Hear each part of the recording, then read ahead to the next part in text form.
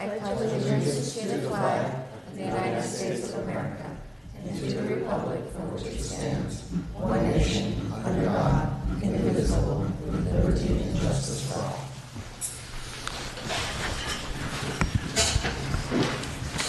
Okay, roll call. Commissioner Morris? Here. Commissioner Glass? Here. Vice Chairman Hewart? Here. Chairman Montano? Here. Commissioner Putnam? Here. Commissioner Patterson? Here. And Commissioner Phillips. Here. Any announcements? I do not have anything. Okay.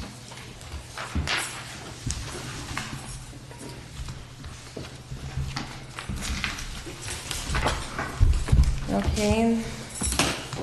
Consent calendar. We have 3 items. We have the 2 actions, one from April and one from May. And then we also have the resolution. I think the actions and the resolution you held over from last month because there was a question about the conditions of approval for the trailhead. So we went back and looked at the video and we've included what those conditions are here so that it's clear what those were. And those are a 9 p.m. curfew on the use of the 3rd floor roof deck, no amplified music on the 3rd floor roof deck, and the city reserves the right to audit the number of employees at the project location for compliance with the city inclusionary requirements. So by stating it that it is at the project location and not conservancy employees, it's whoever's working inside that building. We don't care who's paying them. So, but since it's Conservancy's project, and it is Blue Water's business, so who are you? We'll be auditing both. Both, okay. Whatever employees are working on that property. No, but I mean, so like since the Conservancy, the trailhead created the development and they didn't need housing at that time. Right. That would fall upon Blue Water. It does, yeah, it falls upon the Blue Water? Would that be right? Or Well- does it still fall upon the development?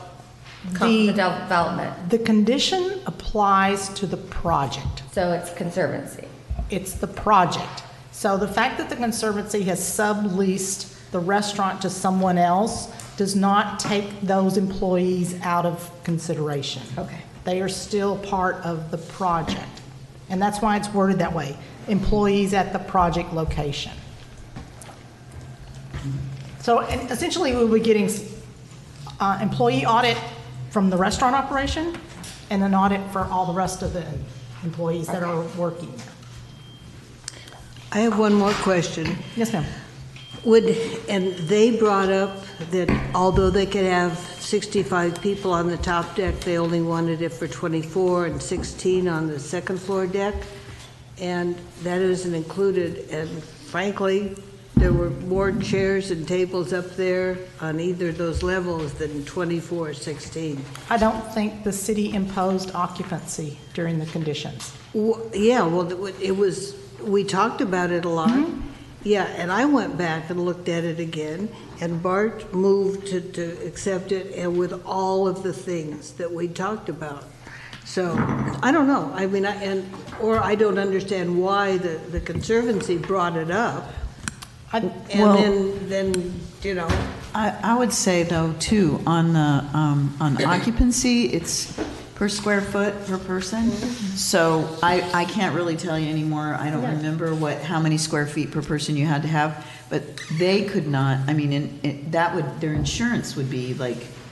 No, I know, So- what I'm saying, they brought up the fact that they said, oh, we could have, and I get it, if they have a cocktail party up there, everybody's Right. a foot. Right. But they brought it up, and they named the numbers, and then. Right, because the building code would be based on the type of assembly, type of occupancy, and then it's so many square feet Yeah, based but on so that that's type of why I'm occupancy. confused why they brought it up, the numbers, and said that, and then immediately, 2 weeks later, there's a lot more tables and chairs. I don't know why they would have said, we're only going to put 16 people on a deck when you have tables and chairs for 18. I don't know why they would have said that.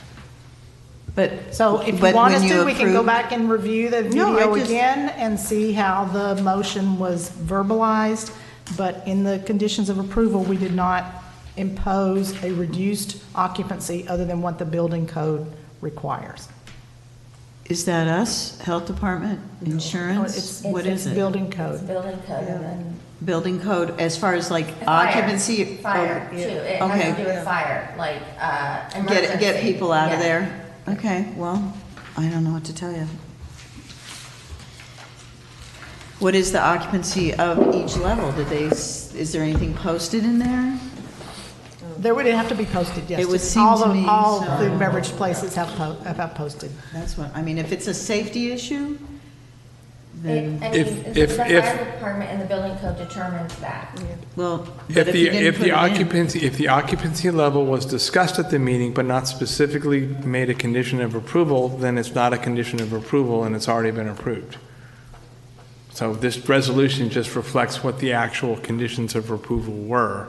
The fact that it may have been discussed as part of the background or what was going on, what they intended, you can't make it a condition of approval unless you specifically made it a condition of approval when you voted on it.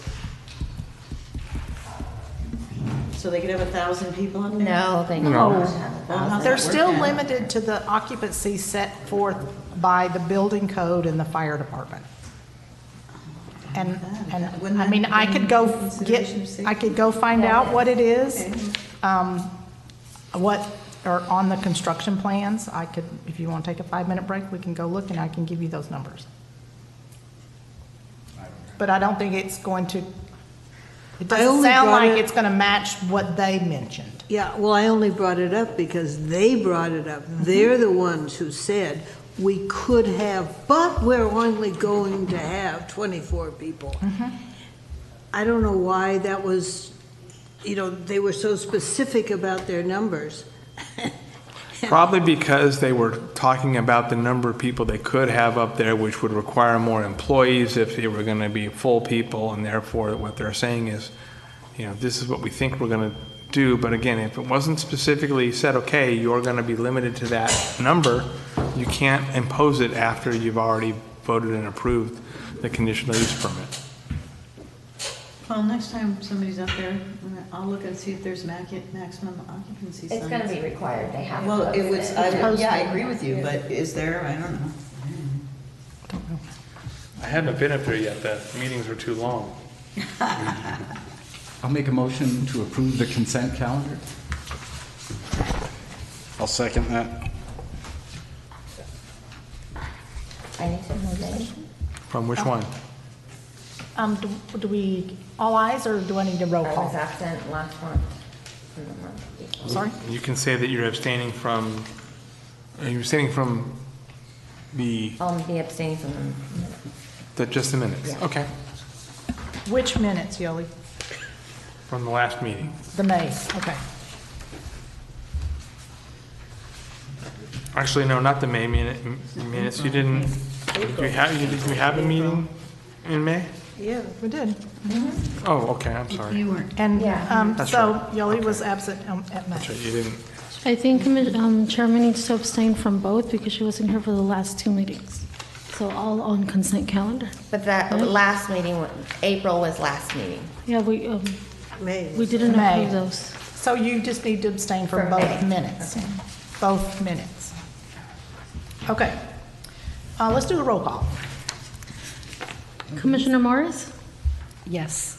Commissioner Glass? Yes? Vice Chairman Hewart? Yes. Commissioner Putnam? Yes. Commissioner Patterson? Yes. And Commissioner Phillips? Yes. Okay.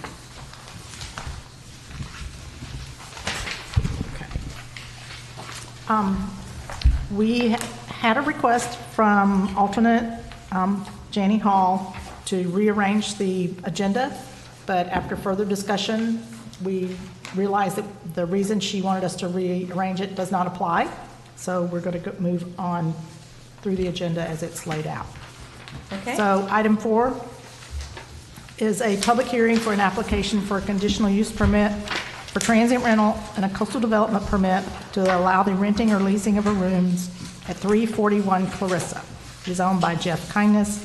It is in the high-density residential zone. We,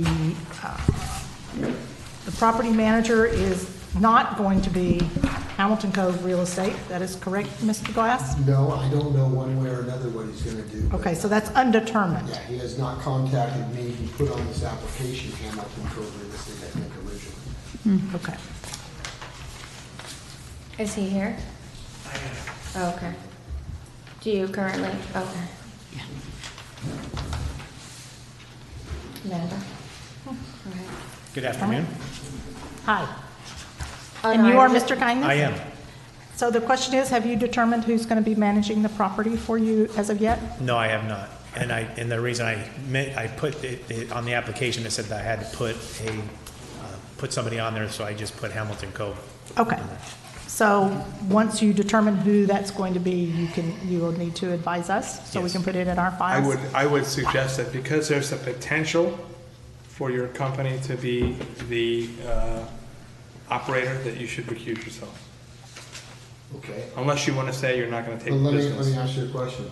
There's a potential for every CUP that comes up here that could come to my company.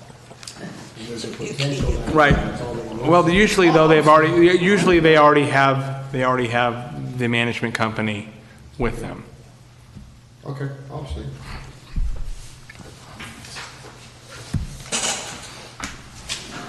So do we now need to wait?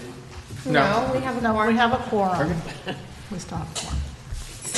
So we are recommending that we find this, thank you, Mr. Kindness, we'll Thank let you. We're recommending that we find this project categorically exempt under CEQA Section 15305, minor alterations in land use limitations. We are recommending that you approve the coastal development permit with the appropriate findings. That includes a finding that the property is outside the 300-foot appealable zone. We are recommending that you can make the appropriate findings to approve the coastal development permit. We're also recommending that you can make the findings to approve the conditional use permit with the typical conditions of approval. See if I can find how many.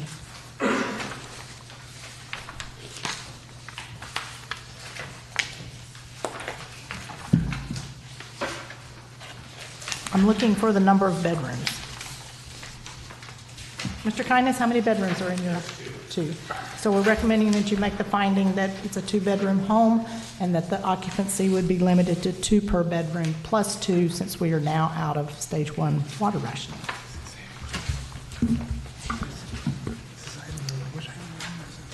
Bedroom number 4. Does anyone have any questions? No? Okay. Anyone have any questions? I don't have any comment letters attached to my packet. Did any come in? No, sir, we did not. Thank you. I want to add something. On the map that we received, 319 is not marked. But on the new map, it is, so can we add that 319 to the list? Let me see. We can add that to the list. So there's actually 1, 2, 3, 4, 5, 6 plus the new one, just to add more.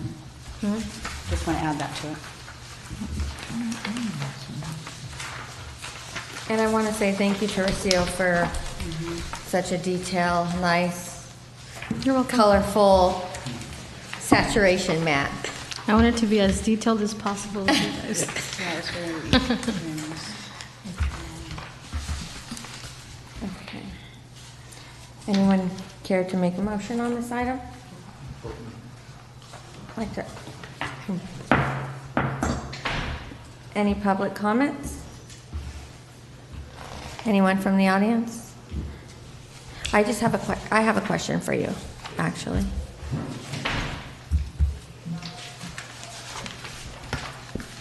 So, this has just been a family home for the last 2 years?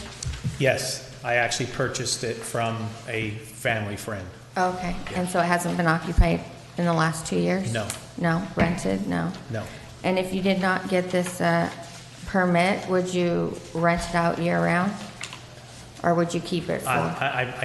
I purchased it for myself, but, Uh-huh. and because, just to kind of offset some of the expense, I decided to possibly rent it. Okay. And when I inquired about renting it, they said I had to go through a CUP, which that's why I applied for it. So if it's not granted, I won't be able to do anything other than enjoy it myself. Okay, okay. Thank you. Any other questions?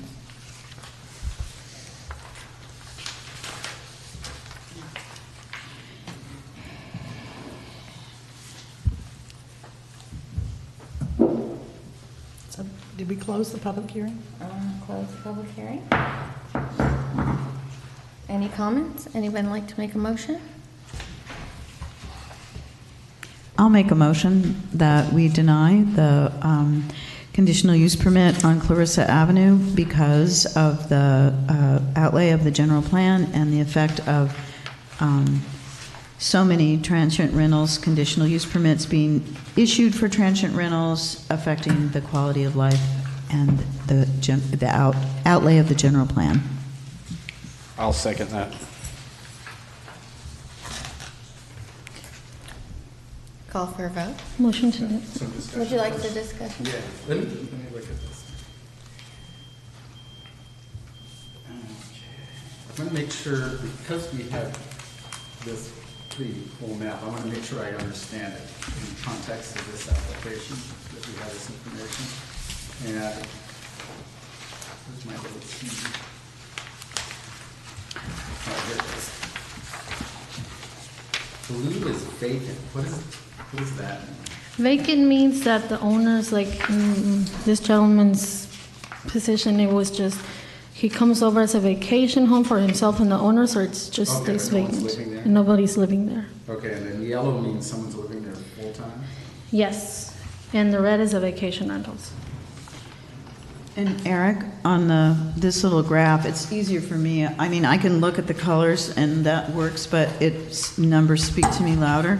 So on Upper Clarissa, we've got year-round housing at 5842, so it's almost half and half. And I think that really impacts the neighborhood. And so that's why I have, like, this is something that is of concern for me. So I understand your concerns. However, I'm not sure where you got you can say these percentages because the map says vacation rental. Well, it's in this. Yes, but how many days are occupied a year?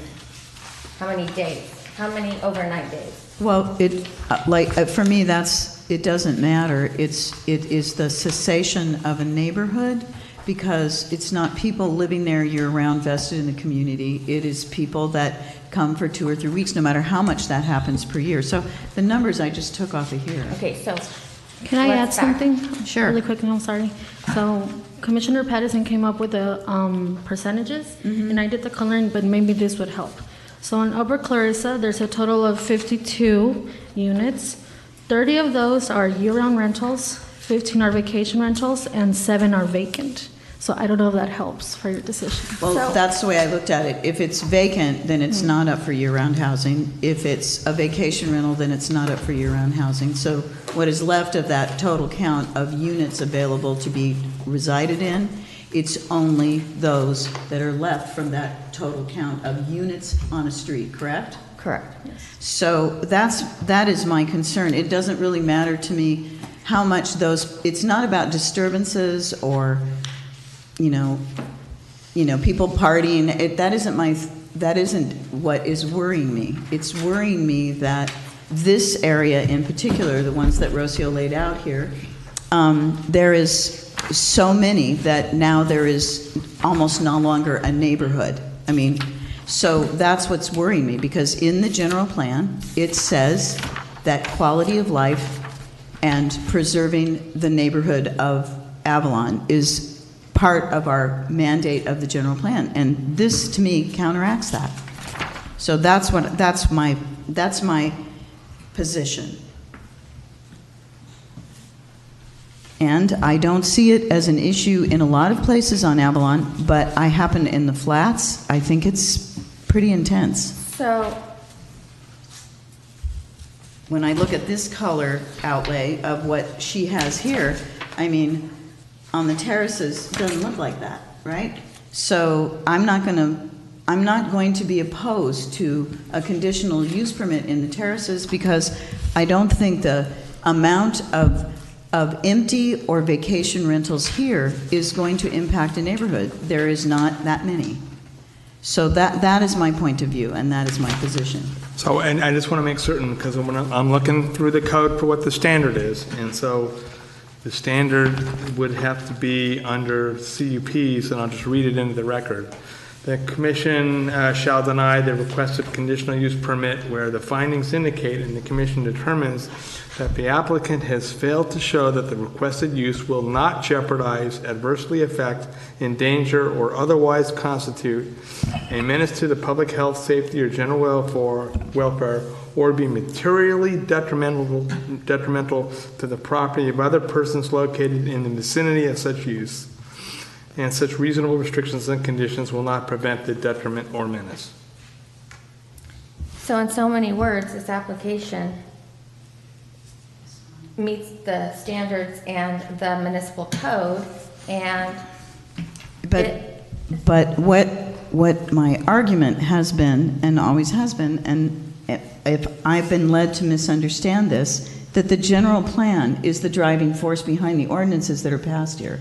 And I don't know why that wasn't made as part of that, because I think in the general plan, it talks about quality of life in Avalon, and I think that impact of over saying, let's make it all vacation rentals, we are making the quality of life in certain areas of Avalon untenable. I think And just for the record, I agree with you, but the general plan also says that we are a vacation community, we are encouraging the use of these type of things. So Absolutely. It says both. I'm not Right. against it. Right. I'm just, to me, what I'm saying is that we have not, as a body, either as a planning commission or as a city council, addressed the fact that there should be some kind of measure of what is okay and what is not okay. And while we deal with affordable housing issues, and other kinds of issues that we worry about that impacts us because we are erasing neighborhoods, is that it is an issue of great concern to all of us, or it should be, and if it isn't, I don't know what. But we seem to keep like stalling on this, that we don't want to push it forward to make any kind of resolution, to put any kind of limits on any of it. And so where is anybody going to live? look at all these blue. Where? Look at the people that just have the houses there that are vacant all the time. Well, We're not going to be able to, unfortunately, push people into renting their units year-round. No. And I'm just saying that this application meets the standards of the municipal code. However, this is where we had this discussion at one time that said, it's always been that way. And yes, it has always been that way, but that was the general issue, that people had summer homes here and they were vacant. And we all knew homes like that. My home, that's the way it was. We all were making our lives. And so I think that there is a difference between thinking that maybe some point in time we could rent it for all year long, which I do now too. So I think that it's just this issue of saying, let's make it all vacation rentals. Let's just overrun the flats with vacation rentals, and everybody will make more money. And so it's going to be just great for Avalon. But to me, the driving force should not be solely economics. It should also be quality of life. I think there is a fine balance, and we've lost sight of that. Okay. So that's my... I'd like to... Let's get to the issue, because we're talking policy. We And have so we have a a- specific No, and you're application, right. Exactly. specific application to this, to this one, and so there's been a motion and a second. Any further discussion? Well, I'm going to add that I am in favor of it. I understand what you're saying, Paula, and I understand Lower Clarissa and Upper Clarissa. I see how you see saturation in some areas, but that particular home and the homes around it, granted with the one across from it, that someone owns. The rest of them, it goes right in. If you're gonna have one, I feel it blends in fine right where it's at. So- if you're gonna have it down there. May I ask you a question? What, you have voted no on a couple, why? I'm against why do you vote on the ones upper? The lifestyle, I feel when we were voting on the upper terrace and over on Hill Street and East Whitley, that's the quality of life that's being affected, I feel. But there are hardly anything but residences there. On Clarissa where you're talking No, about? no, I'm talking about the terraces. Right, it's residences. So we don't put transient rentals in the terraces, but it's okay on the flats? It depends Because, on where it's at in the flats and how many you have and who's living there. And when you stand there and you check everything out, that particular unit there, I feel it's fine to be. well, we can agree to disagree, because I look at socioeconomic That's fine. factors when it Different comes to opinion. all of that, and I don't agree with you. Thank you. Okay. Can And I will call first? stick to what Scott said, what he read about how it can jeopardize, adversely affect, endanger, or otherwise constitute a menace to public health, safety, or general welfare. And having that many CUPs adversely affects the general welfare. So I'd like to make one quick point. We are having a discussion later on this evening Right. about transient rentals. Our general plan is our overreaching guideline of what we want our community to be. But to date, what we've adopted in the municipal code is what we have adopted to implement those goals of the general plan. And we have not set out a determination on what a quality community is, because our community has been a vacation community for 100 years.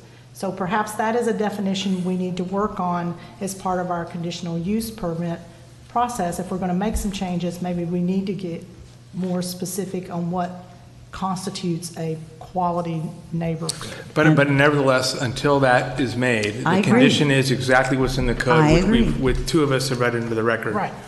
Right. So now it's, And I'm anxious to get there, Amanda. I know. And I guess, yeah, with that in mind, I'm kind of leaning towards what Cindy said. To me, this is a historic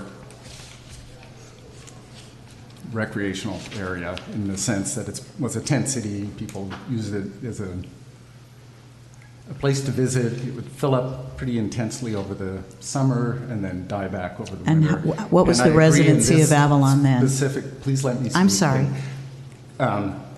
So it's kind of a close call. Overall, we do have a lot, and we want to be careful in the city, but I think in this particular spot, I would say it makes sense to be a CUP. let's take a vote. So the, Can I have the motion again? Just to deny. Well, I did a nay, so you just, yeah. Make it clear if you say. Yes means no. Yes means no. Yes. So if- Yes, I'm denying, yes. You're So denying. No. you voting to deny it? Oh, I'm so sorry. No. No means No yes, means yes I'm means against no. the It's like motion. California. Sorry. It's like when we have things on the No for the No, motion. you do not agree with the motion. Correct, sorry. Okay. No. so let's start over. Commissioner Morris? No. Commissioner Hewart? I'm sorry, Vice Chairman Hewart? No. Chairman Montano? No. Commissioner Putnam? No. Commissioner Patterson? Yes. And Commissioner Phillips? Yes. So we Is there have. another motion? Make a motion to approve with staff's recommendations. I'll second that. Call for vote? Sorry, 1 second. Commissioner Morris? Yes. Chairman, Vice Chairman Hewart? Yes. Commissioner, Chairman Montano? Yes. Commissioner Patterson? No? Commissioner Putnam? Yes. And Commissioner Phillips? No. Motion carries. Okay. Thank you.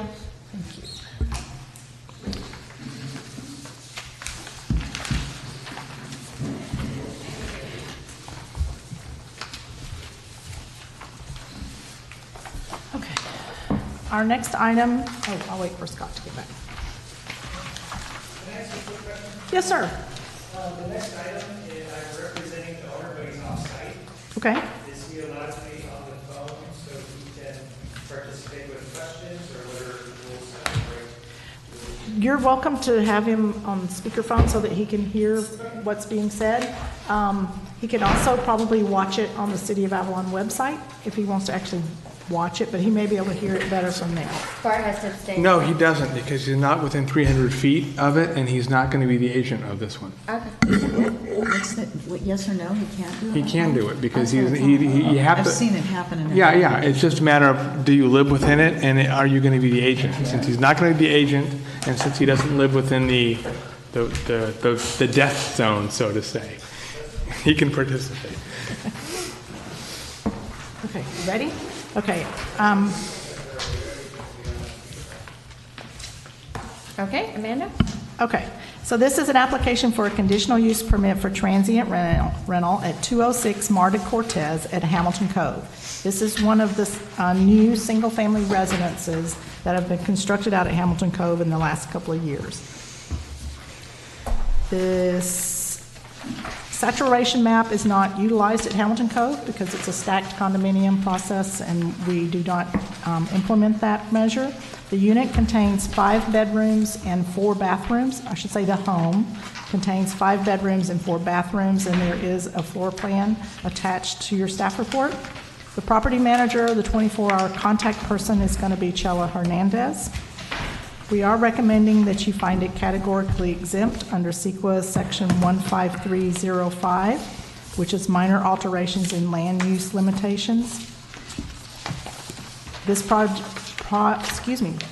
is in the coastal zone and is subject to a coastal development permit, and I believe they are within the 300-foot appealable zone, so we'll include that finding in our approvals.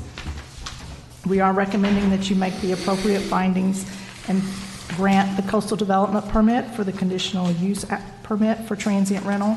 We're also recommending that you make the appropriate findings for the conditional use permit and grant the conditional use permit for transient rental.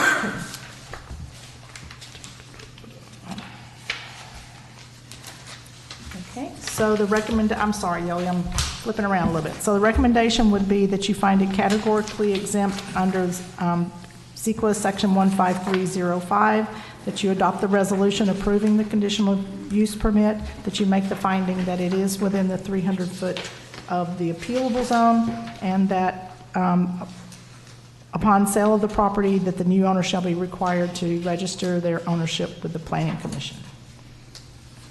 And there is a representative here if you have any questions. Okay.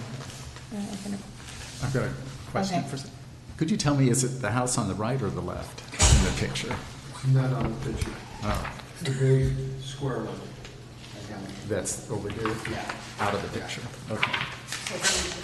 If it's Scott Shore, it's the big square one. The newest, largest. The newest. They're building right now. No, it's already done. I think Okay. it's already got a certificate of occupancy. And Well, that makes me feel better, because I I have couldn't a match question, the, I have a question here too, because I got calls from other board members at Hamilton Cove about how this is worded. It says the renting or leasing of a room or rooms without table board. At Hamilton, we don't allow owners to just rent out one room if they do and then think they can come and use the rest of the house kind of thing. Does that apply to this, or? Like this is a 5-bedroom home. We don't allow an owner, say, to, some places have, are a 2-bedroom and they have a door on each side. We don't allow an owner to rent out one of them and then they come and use the other. City entitlement is separate from a homeowner's agreement that you have. HOA. Okay. But that's the standard wording on every one of them. Right, is it not? but it's up to Hamilton Cove to enforce it. everything. Gotcha. That's what I told them, but that's what I assumed. Okay. I have a question. So this being a large unit, is there anything that says, I mean, every unit, every rental gets a golf cart?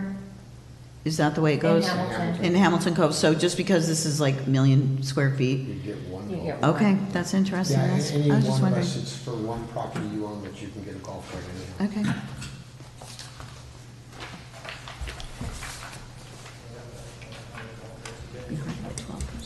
Okay, I'm going to open up to the public. Anyone in the audience care to comment on this item? Do you have any questions for the applicant? Okay, I'm going to close the public hearing. Any more comments? Any questions? Would anyone care to make a motion? I'll make a motion to approve the conditional use permit for 206 Mar de Cortez in Hamilton Cove, With the 4 conditions, as stated. with the 4 conditions as stated in the Thank you. recommendation from the staff. I'll second that. Call for vote? Commissioner Morris? Yes. Commissioner Glass? Yes, Vice Chairman Hewart? Yes. Chairman Montano? Yes. Commissioner Putnam? Yes, Commissioner Patterson? Yes? And Commissioner Phillips? Yes. Okay, all ayes. Thank you.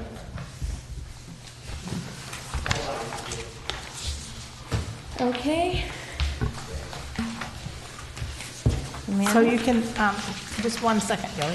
So if you can let him know his next step is to come in for his business license and get set up to pay his TOT once he starts renting. You're all good. You're good. You're all good. Thank you. Thank you.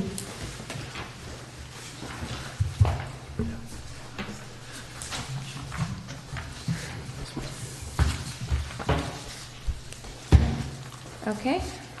So our next item is furthering our conversations about the transient rental process in Avalon, the current code, and whether we want to make some changes to that code. They had, at the joint meeting between the Planning Commission and the City Council, they had asked for some information, which was the total number of existing CUPs, total number of dwelling units, how many of them were active or inactive. So we provided that information. We broke it down into categories. We did not necessarily break it down per active unit. Okay. The difficulty with that is, in order to tell you that the finance department does not currently collect the number of days that a property was rented when they pay their TOT, they just pay, this is how much we charged, collected, and this is our 12%. They don't track it. I'm not saying you don't report it. The finance department is not currently tracking that when you rented it the first week in July, you rented it for 4 days or 5 days. So we don't have that level of occupancy for the transient rentals currently. So what we did in this report was we broke it down into how many units are actually reporting TOT, which was 288, and then we broke it down further into how many properties were renting it 4 months out of the year, 4 to 8 months, 1 month, to kind of show you the level of rental based on how many units were renting the most. So you had, out of the 288 units, you had 149 that rent 9, 10, or 11 months out of the year. So they're renting most of the year. So about half of the units are renting most of the year. And the rest of them, 78 rent 4 to 8 months, 61 properties rented 3 months or less. Those included properties that only reported TOT for 1 month, and for some of those, the TOT amounts were $36 down to $6. So when you're saying,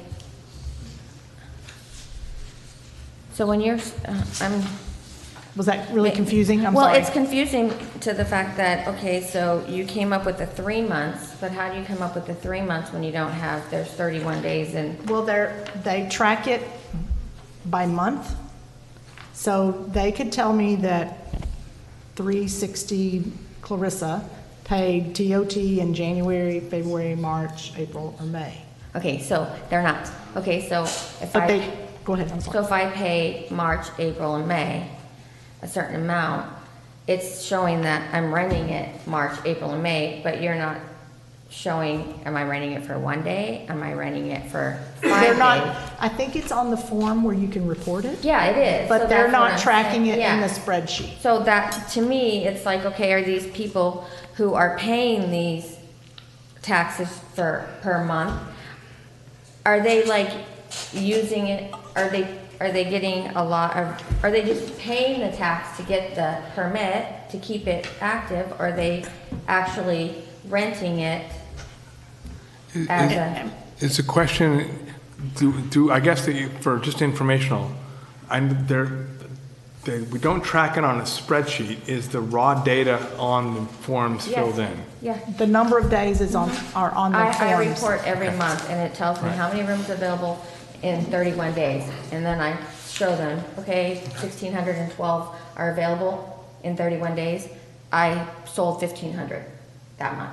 So you can, that it's on that line item, so it So is for the- possible. So for the transient vacation It's rentals, the same form. yeah, they would say it was available 30 days this month, and we rented it 8 or 10 Yeah. or 12. This has been a big issue for the council, to say who's got a conditional use permit, who is renting, not paying, blah, blah, blah, vice versa. So I don't know, I mean, you know, I'm thinking this is redundant, but I mean, it's good information for us, but I'm not sure, is this, Well, we Like- have the other part of some of the things that they had asked for, which is the information that has come out of the host compliance, the review. We have about 50 units that are, they are filing TOT reports, but they're not paying any TOT. That they've got probably a conditional use permit, they've got a business license, but they're not reporting any TOT. Isn't it required, though, that you have to pay at least 1 month a year? Yes, so those people will be getting a certain letter that says you haven't reported any TOT. I'm not 100% sure of the exact wording. I think it's going to give them an opportunity to prove that they collected TOT and they need to pay it, or I think the city can then schedule them for revocation. So that's 50 units out of this 388 units. So- Then there's 8 units that were identified that either were missing a business license or missing a conditional use permit, but they paid some TOT. So that's a different type of cleaning up. There's 5 units that we have identified that don't have anything, but they're out there in the netherworld advertising. Do we also, and we didn't ask for this information that I recall, however, do we know how many units are at Hamilton? How many permits are at Hamilton? How many permits are at Bahia? 128. I don't think we included that in here, but we could certainly provide that information. Well, we did it. That was It is in in the here. report. No, it's 2 actually months in- ago. 128 at Hamilton. It's in here, too. 128 at And all I Hamilton, saw 58, for- I think it's 58 or Hamilton 56. is 65% of units, I don't know what the Right. number is, but, Okay. There's 185 85 units, houses, yeah. so 65%, so. and there's, out of the 65 units at Bahia Vista, 37 are vacation rentals, and 16 are vacation homes without rental permits. So you can see where I'm feeling like, I mean, this is good info, but I feel like to me, it's not really the nuts and bolts, because to me, it's like, okay, so are all these people not utilizing how are they utilizing that permit? Are they just paying a minimum amount, or is it full on, you know? I think, And to me, that's important, because then that's gonna show me, are people, like, you know, everybody's concerned about getting the permit just to go with the land, okay? So to me, that's saying these people really aren't interested in renting it as a vacation rental or a year-round ever. You know what I'm saying? Like, so. I think so. I think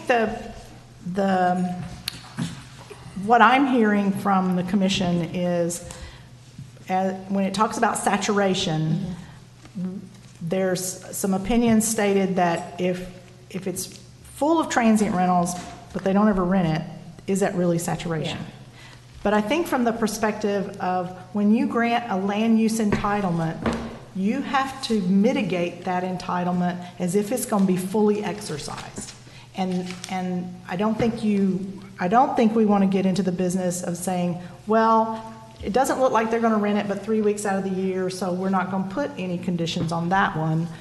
But when they get the entitlement, they could rent it 365 days a year. And so I think to the degree that we have developed our mitigations and developed our conditions of approval, it was with the idea that this would be an active vacation rental, and we were attempting to mitigate the identified impacts on the surrounding property owners.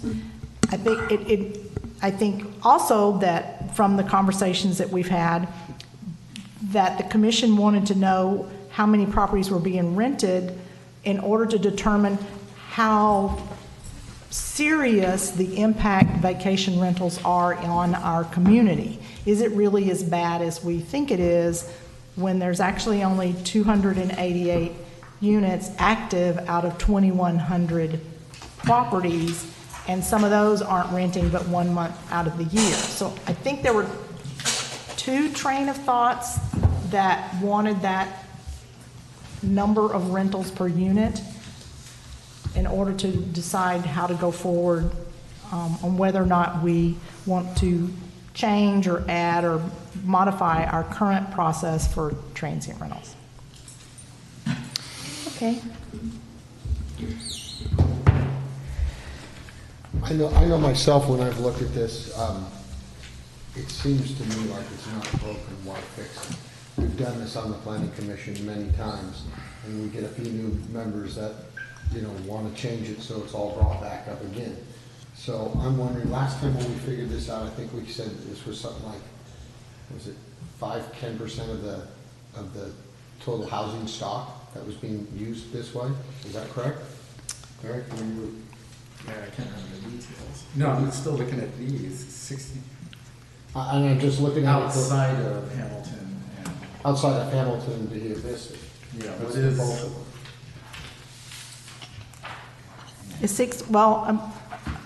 According to the information we had, and this did include Hamilton Cove and Bahia Vista, 14% of the total dwelling units reported some amount of TOT. So I think, and that number was, I guess we could figure it out, and that's 14% of 2,108. correct. So while Eric's calculating, if I recall some of the previous conversations, one of the things that seemed to be a consensus that we wanted to perhaps readdress was how we define saturation. And that may be more to the number of times it's rented, but I'm not sure if that's a good qualifier. Like, you cleared that up. It's not about it's the use. Okay? However, that is, I think, the issue everybody's having here is how do you interpret such? I interpreted it a different way.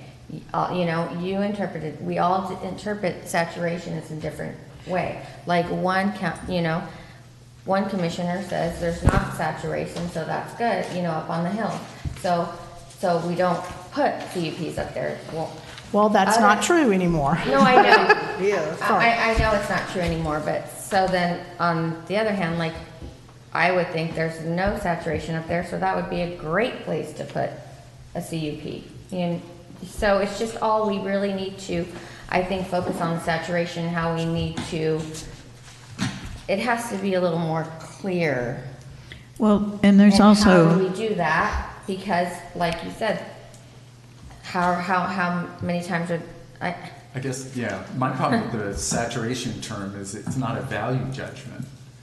And that's kind of what I'm looking for. Is it a good or a bad thing to be saturated? Well, in some places, it's kind of a good thing because it's already a lot of CUPs. Another place, maybe it's a bad thing, but I think a reasonable person could think the exact opposite. And I think that's been our challenge is it's subjective.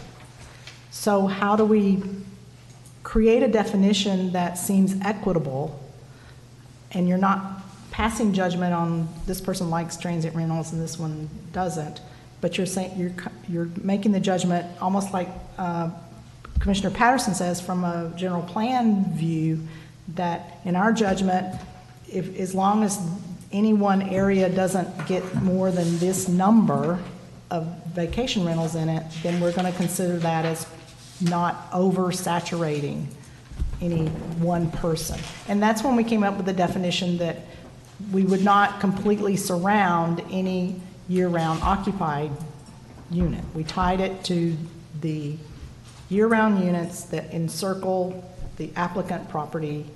Is it going to completely encircle them? And that's still a judgment call, because one year-round person may not care that they're surrounded and the next one does, and then people move, and it's a very difficult thing to try to come up with a definition that we think is equitable. I think the common perception is we should treat all neighborhoods the same, because the quality of life of everyone in Avalon deserves the same consideration. So then you go to the next step.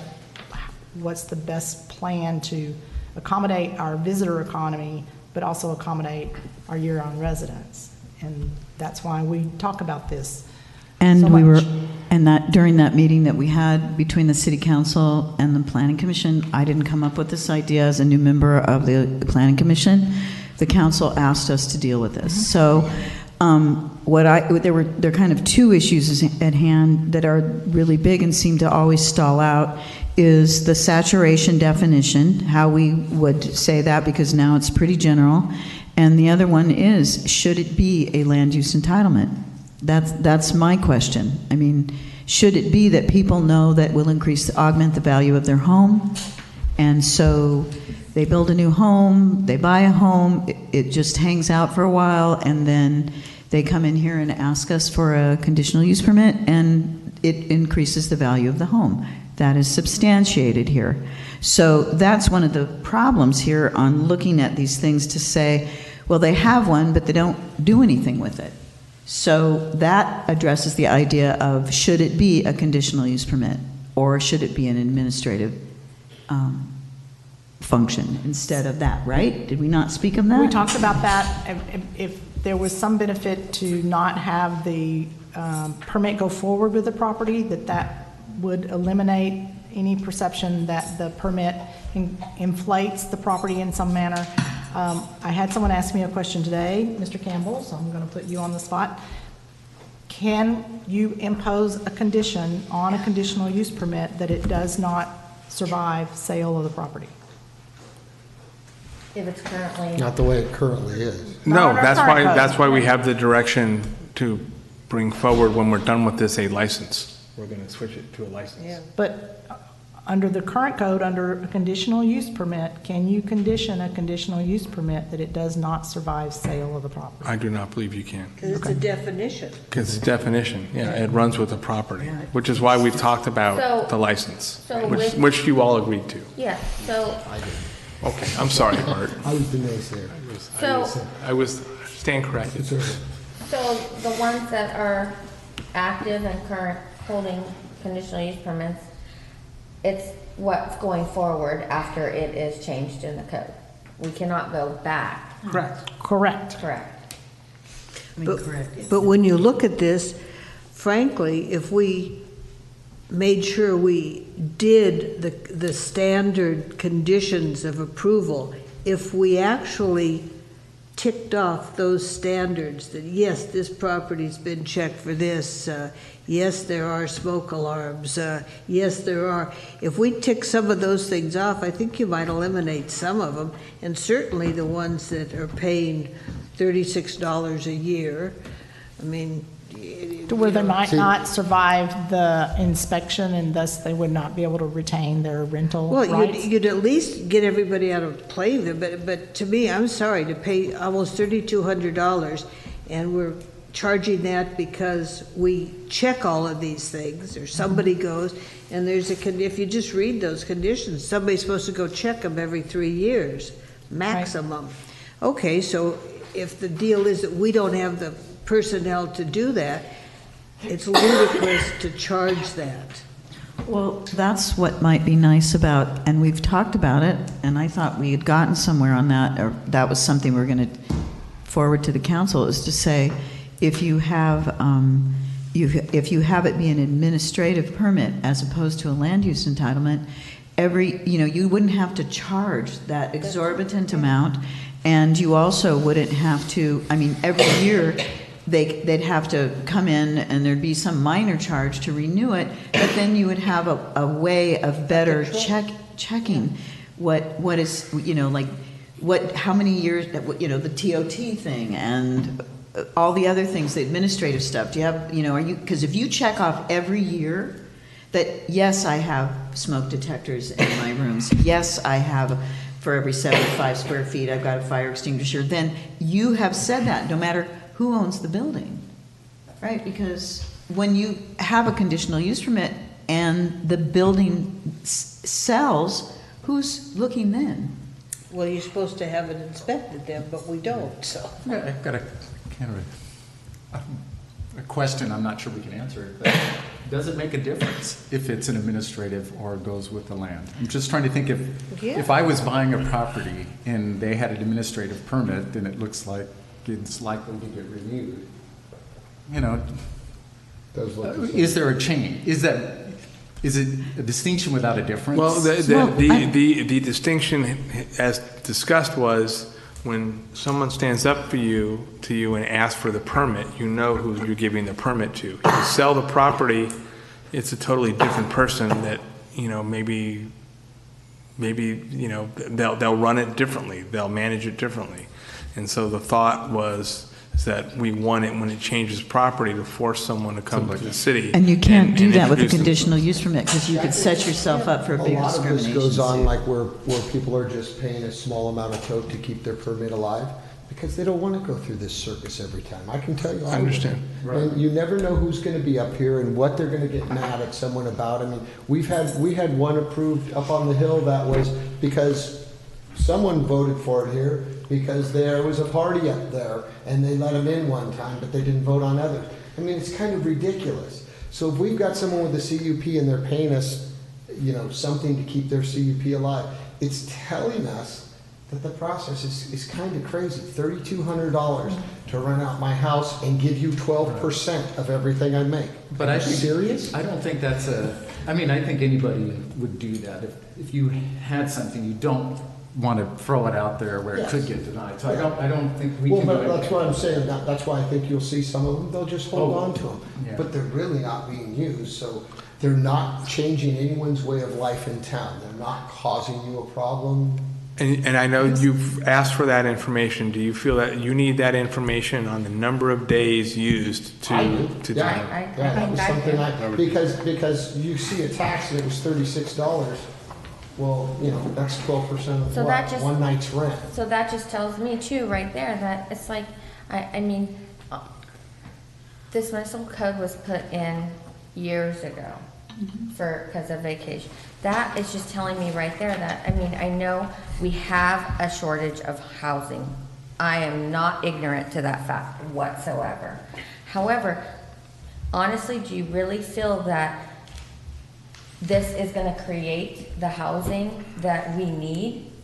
That's why I need to find out, are these people renting it for one day and keeping it? Are all these CUPs? That would tell me they're not gonna rent their house out year round. No, but if you don't have a choice, Well, these people but that's two do different have a issues. choice. When they're buying a second home, third home. But it is the issue of, if you have, that's the saturation issue.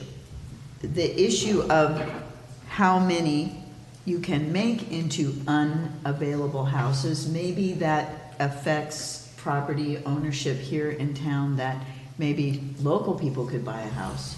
I don't know. So Paul, So when you can I say just, that- for the record, I just want to, because when I asked Commissioner Glass the question, a lot of heads Yeah. kind of nodded. Yes, please. So Well, the we've been question is asking this. for a long time. So the question is, do you need the information on the number of days? Because it's available, we just need to mine it. Yes. Can I would see think a it'd show be of very hands? smart. So Who would like to wait, see can that? you repeat for me what it is that we're going to wait more time to do this? You're going to find out if 340 Clarissa, when they rented their house in March, did they rent it for 3 days, or did they rent it for 6 days, or did they rent it for 10 days? Yeah, I'd say you take a year and you say, this is how many days it was rented. Who cares what month, right? So on every conditional use permit, we're going to set the finance department about trying to figure this out, right? What they'll do is hand us a That's what box the of request TOT was. reports and go see on us. We need facts, We Paula, have that. in order to make, We already have move the numbers. forward. I don't But want just it's because- on- I mean, It's to on me, their there's paper two different forms. things. I mean, I don't think that has anything to do with saturation, frankly, but we can certainly take that information and decide whether we have the most efficient manner of doing. So, yeah, sure, if it will make you, but to me, it's all I guess like another kicking question the I don't can. know if we can get the answer for, but I'm wondering is the amount or the percentage of the total population of homes that are conditional use permits for transient rentals going up or down or staying pretty flat? It's Because- stayed pretty flat, It's And we've gone over the last 10 years. 50 years? I mean, Well, I'm what sorry. I'm thinking is there might actually be more homes being lived in full-time now than there ever have been. oh, I guess the issue is, Not that there isn't, probably because there's more of a demand. well, I'm But gonna, I'm thinking our population's higher. Well, that's why there's, yeah, But I guess, when there's kind of the question of, what's really the issue? but we don't have There's more that many people more. living in one home now. Right. and that might Because we be- only have so actually, many that homes. That's probably true. no, Yeah, the reality is the number of CUPs in the last 10 years has gone up from what it was 10 years ago because you have not revoked any CUPs. Yeah. Right. That would seem to At least we could cull it out and know what we're dealing with. Well, So, and I put it in here that since 1993, the city has granted 423 permits.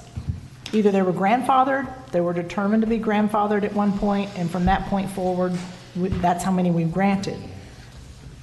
But 25 years. for 25 years. Currently, 339 have turned in a TOT report. Of those new ones or total? Of that 423, 339 have turned in a TOT report. Out of those 339, 51 reported zero. and also, So they might actually be renting full-time. Or They're They just might be holding renting on to the full-time, permit. Or they're just holding not- on to And it. then- They're not, And the they're just house is using it for sale. themselves. Let's do the math. It's 390 minus 50 is 340. Then you got to subtract what you did last time with Hamilton Cove and Via Vista.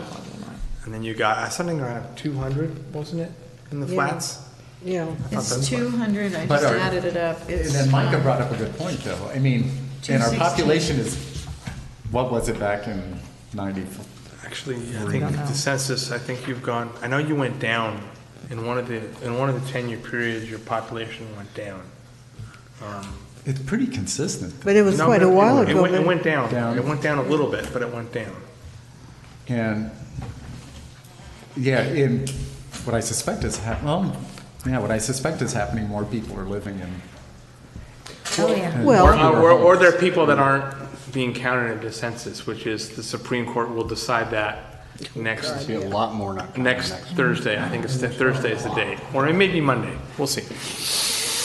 what is the number of conditional use permits issued in Hamilton Cove? What is that?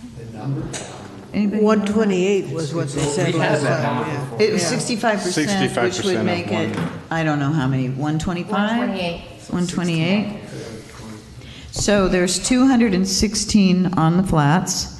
There's 128, 814, 2134, 344, and we have 390. So that 50, I mean, if we have 390 and 216 on the flats and 128 in Hamilton Cove, then that means 50 are dispersed throughout the rest of Avalon. Doesn't that seem a little lopsided? No, because I think it's easier to rent a place that's close to the beach. You know what I mean? Yeah. I think there's a historic phenomenon that people want to be really close to the beach and not walk. maybe. People aren't used to walking up hills. I mean, we When are. our CCNRs were put together at I mean, Hamilton it's Cove, nothing. Well, if you have 10 To get kids a and repeat dragging me. user there might be difficult. I guess, I just also think it's the most affordable properties for people that live here too. It's the so- small, yeah, which And is that's true. that's the part that's rough Yeah. to judge about, How is it that, and so I'm just looking at balance, equilibrium, and fairness, and I have a little bit of an issue with it. But what you have to look at is that the population's growing, Right. but the housing isn't. I mean, I grew up on Sumner. There's very little that's different on that street now. A couple of properties, a few have been fixed up. But basically, it's the same number of houses as when there were 1,800 people living here in town. And therefore, we've got more people and not a whole lot more housing. I mean, there are suburbs. And we keep granting That's it. You CUPs. don't go down the road and rent cheaper. Well, I don't agree with part of the council here, or the commission, in that if people are buying these as second homes, they're not gonna rent them out year-round. They would like to come out and use them. So they come out and use the place and buy vacation rental and help them pay their bill. I do not believe that that is gonna increase the number of year-round housing units, whether you said no CUPs or not, because they're nuts too big every month. You Okay, know? and I'm going to say, with all respect, that's the 6th meeting in a row I've heard this, and so are we moving forward as a commission, or do we need information? I'd like information. I'd like to see information. I have a question, And what's that Amanda. gonna do? I wanted to find out about the that gonna do? revoking. How many, What is that information going to give us? I'm waiting, this one, I'm sorry, Paula. They're asking for it, not me. No, I guess. I know Yeah. you're not, but I don't know what that information's going to do for us. I'm curious about the revoking of the CUPs. How do you guys keep track of that? When do we keep track of that? We will. I think we've only had 2 hearings in the last 15 years to So of all revoke a the ones transient that air are permit.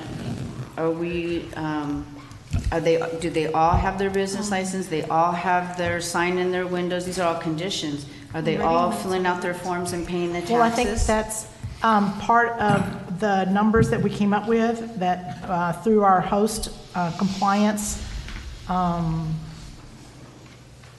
my God, that their assessment, when they analyzed what's out there, is that we had 51 units that were not reporting any TOT, that they appeared to be legal to rent.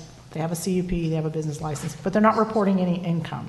And the city's made the determination that you have to exercise your permit to keep it. So those 51 properties we'll be getting in touch with. Okay. Then there were 8 properties. So those could be leaving the roll. They could be revoked, or they could begin paying TOT, which Right, one or the other. one or the other. Then there were 8 properties that were determined to have some non-compliant aspect. Either they didn't have a conditional use permit, but they were paying TOT, or they didn't have a business license, some point of non-compliance. And those will be followed up in a slightly different fashion. How many chances do they get? So if they don't? We'll send them a letter and say, you're out of compliance, you need to 30 get a days. business license, or you need to come in and apply for a conditional use permit. We thank you for the TOT payment, but you need a conditional use permit.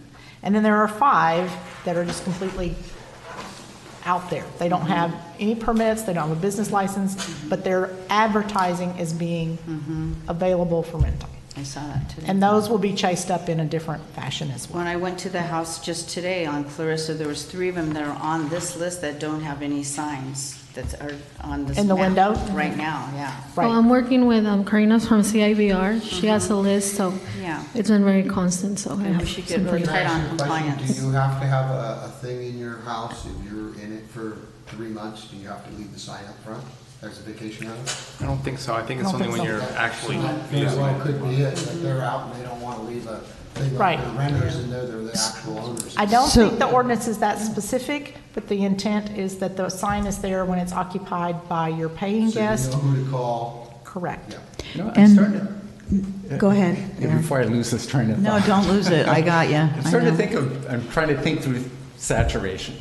And I'm starting to think what I feel comfortable with is I can see the problem with saturation over a certain amount citywide might be a real problem. I think it's a fact neighborhood-wide. And it seems to be sort of the natural physics of visitors that in the flats is where more of them want to go. But it's also the place for affordable housing, but there's actually quite a bit of affordable housing outside of the flats. And just as smaller units, if not even smaller, on some of the hill roads.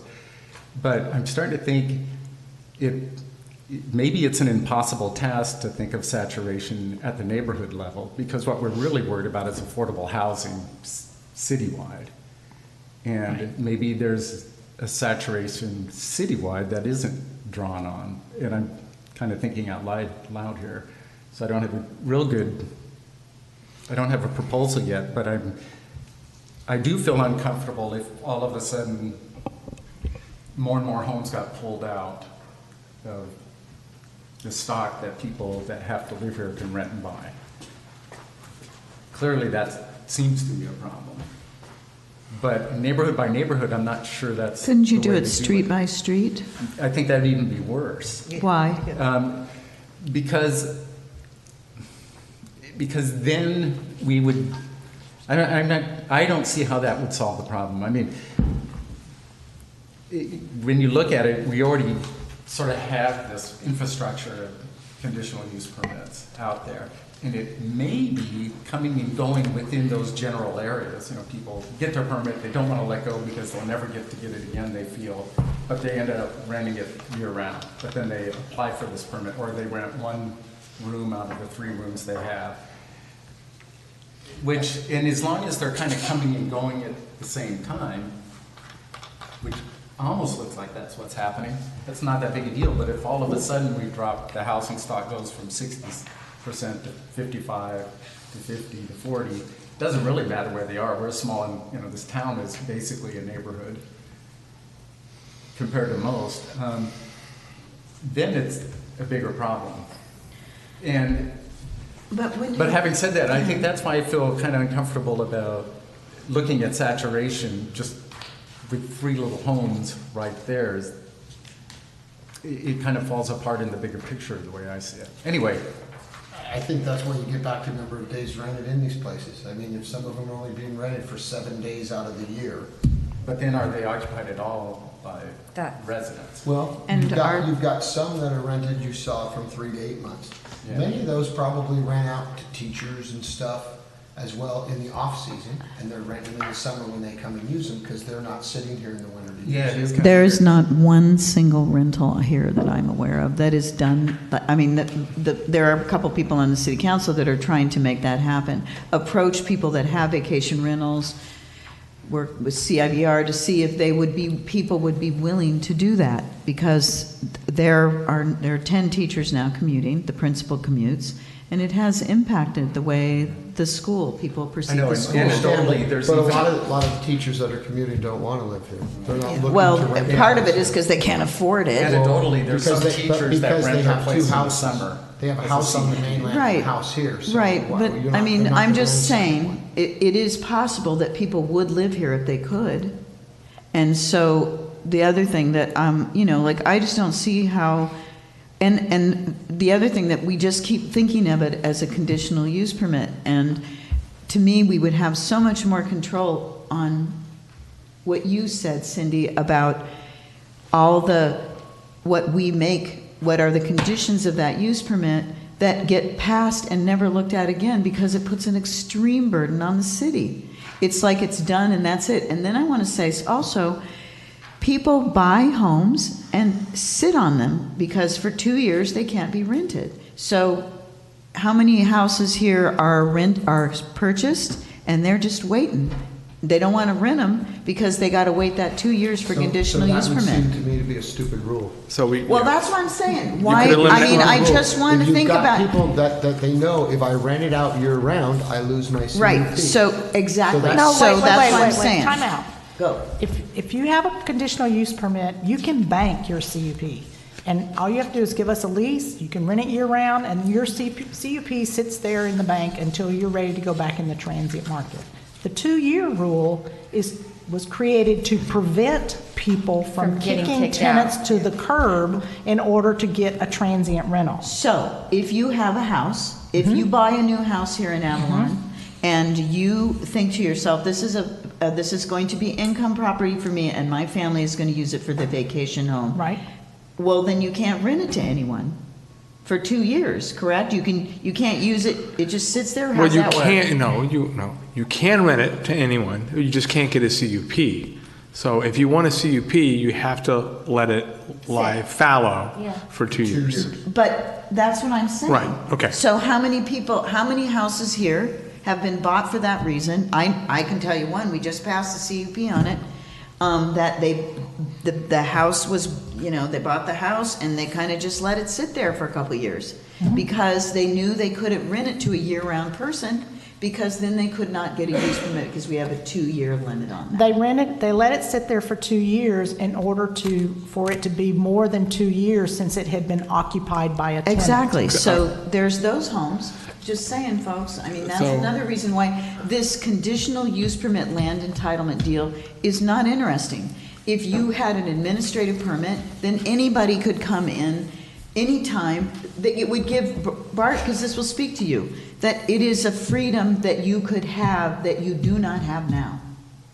Because you buy a home over here, you can't rent it to a year-round renter, and you can't rent it to a vacation renter because you don't have a CUP. Does that make sense?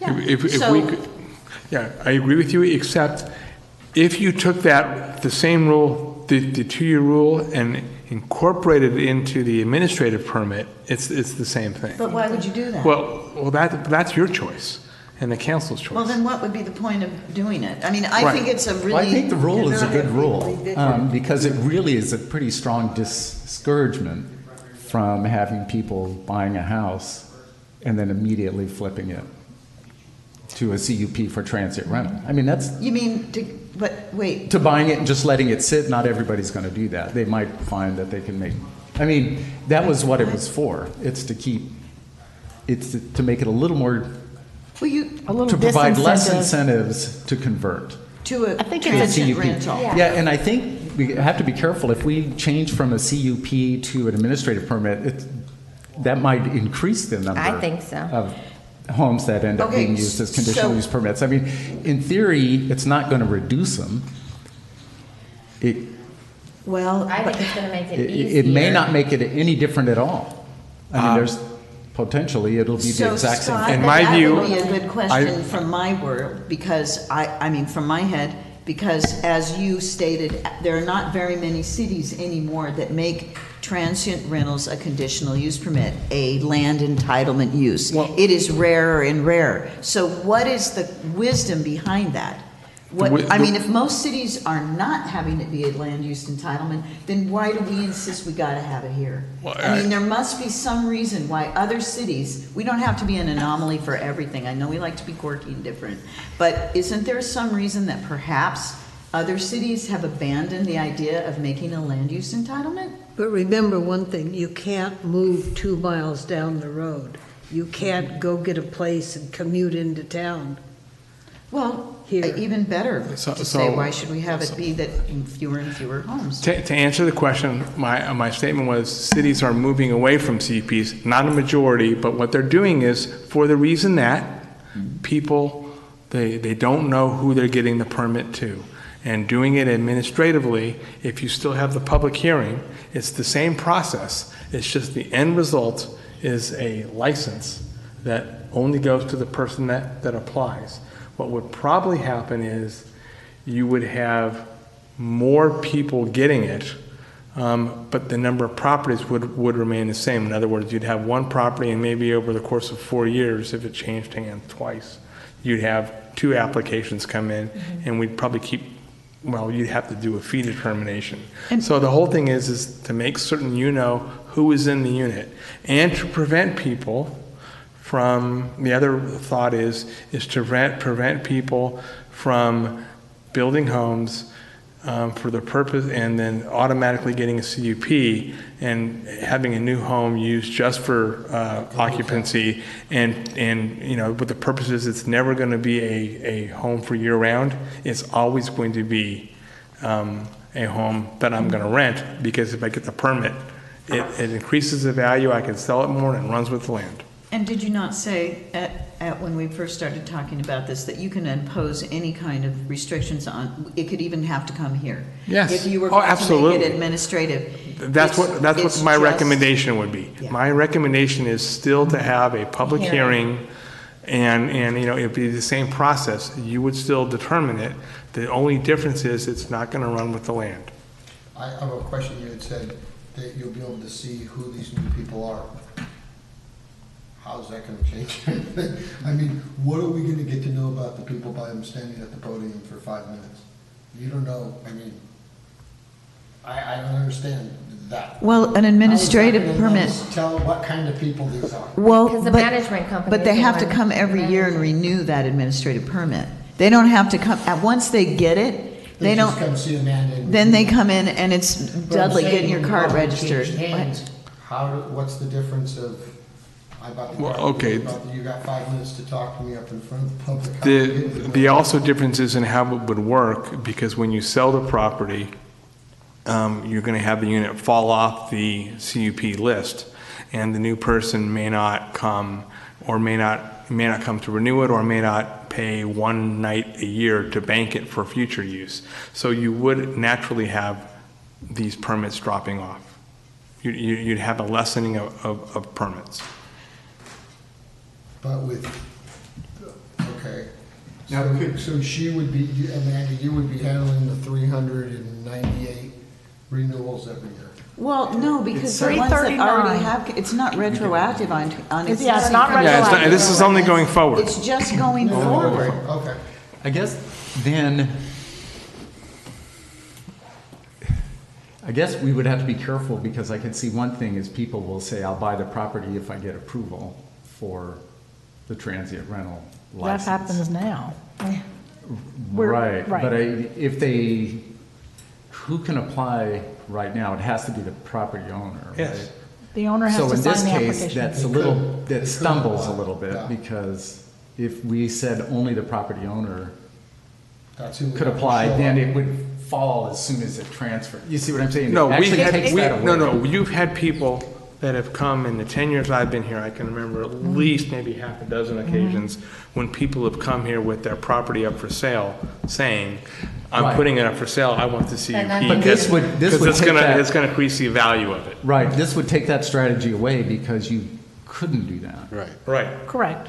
Okay, and that to me is pretty valuable. I mean, that is the thing that appeals to me the most, is that takes away the argument that people are doing this to increase the value of their home. Again, you've already given us direction on that, we're gonna do that, Can so. I ask you, by the next meeting, could we have the number of days running that we really know what's happening? I don't want to promise it because I don't know how deeply buried that information is in boxes. I just need to talk to Matt. We can attempt to have it. Maybe we can try to have it, but I don't want to promise. What's really Budget happening right in the now?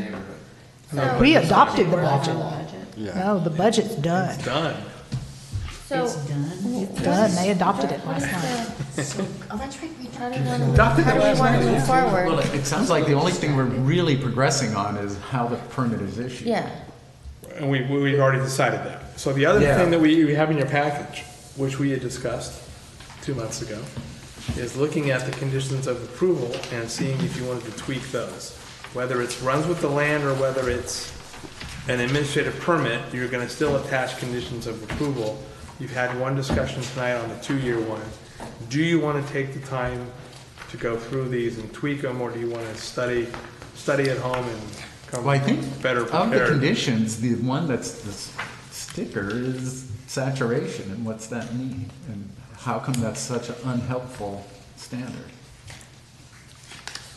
I think it'd be helpful to Scott, can you all give look at us- these and come up with questions to talk about. But it seems like most of them are pretty good conditions, and it seems like But if they're not happening, the partying impact, Right. which used to be the big deal, more than affordable housing, Right. has been dealt with relatively well. Now it's, the affordable housing is weighing more on our debates than partying. Now, what did you say about It's 2 very true. years? No, the one condition that you've talked about and had some debate on is the holding the property or unrented for 2 years in order to get a CUP. But under an And I- administrative permit, anybody that buys a house any old time, or anybody that has a house any old time, can apply for an administrative permit without having to wait 2 years for anything, correct? Not if in the code for getting an administrative permit, it still retains that 2-year limitation. You know, and maybe it should be 3 years, because 2 apparently isn't long enough. You know what I mean? There's a Another way to So, look at that. So that condition That could take- could still That apply. condition could still apply Okay. if you put it.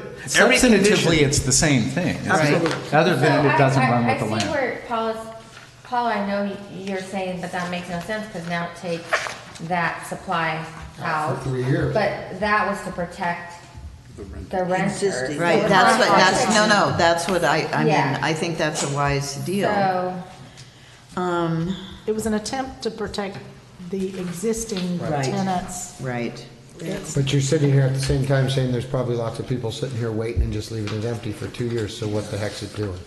It's taking properties away from year-round renters. Well, from it renting them right now. disincentivizes them. If you're not getting any income for 2 years. Well, you can still rent it out for 30 days at a time and make income. Excuse me? You can still rent it out for 30 days at a time and make income and pay the city no tax, Month to month. month to month. You Well, can then do that at someone any else- time. You don't need a CUP to Well, then rent out someone your is- house for 30 days at a time. Well, then that is a rental property and it would not be available for the CUP, correct? Understand, but it wouldn't qualify as a year-round rental anymore if you only did it 6 or 7 months out of the year, would it? Good question. I think the question is transient and non-transient. Non-transient is more than 30 days, I believe. I'm looking at the specific condition. Isn't it 30 days or is it 30 days or less? Yes. For less than 30 days? 30 or days or Then less is considered transient. So 30 or more. Well, I'm just saying, people So I could, think your not question, rent to- okay. While Scott's looking, I think your question is, if they're renting it month to month and they don't have a year-round lease, does the 2-year rule apply? And I don't think it's based on the terms of their lease. I think it's based, the language, here, we have a copy of the housing statement. The housing statement reads,